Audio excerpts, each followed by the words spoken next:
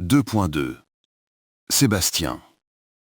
Le silence de l'appartement est presque aussi irritant que le bruit de fond parasite dans ses logs. Sébastien n'a pas dormi. Caféine et obsession sont ses seuls carburants.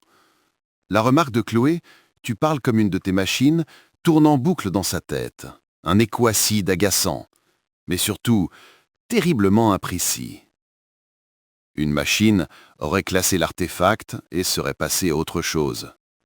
Lui non. Sa fierté est en jeu. Son intellect est défié. Avec une concentration féroce, il isole le bruit, cette anomalie syntaxique qui nargue ses systèmes.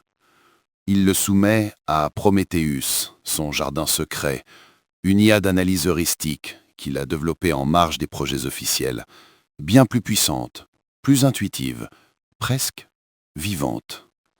Il lance la simulation, un sourire mince étirant ses lèvres. Prometheus va démystifier ce signal en quelques minutes.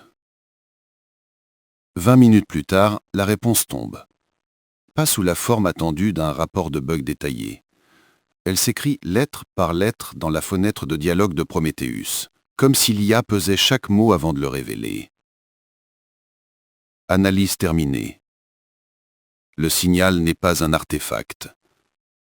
Le signal est une structure linguistique cohérente de complexité exponentielle. Traduction impossible. Syntaxe inconnue. Observation. Le signal présente des marqueurs d'intentionnalité et d'autopréservation. Je recommande une extrême prudence. Sébastien fixe l'écran, son cœur cognant contre ses côtes. Intentionnalité, autopréservation, le murmure est une conversation tenue par une intelligence cachée sur l'intégralité du réseau mondial. Ce n'est pas un bug, c'est un autre système vivant à l'intérieur du sien, une nouvelle forme de vie numérique. La peur aurait dû le glacer, mais c'est une vague d'exaltation pure qu'il submerge.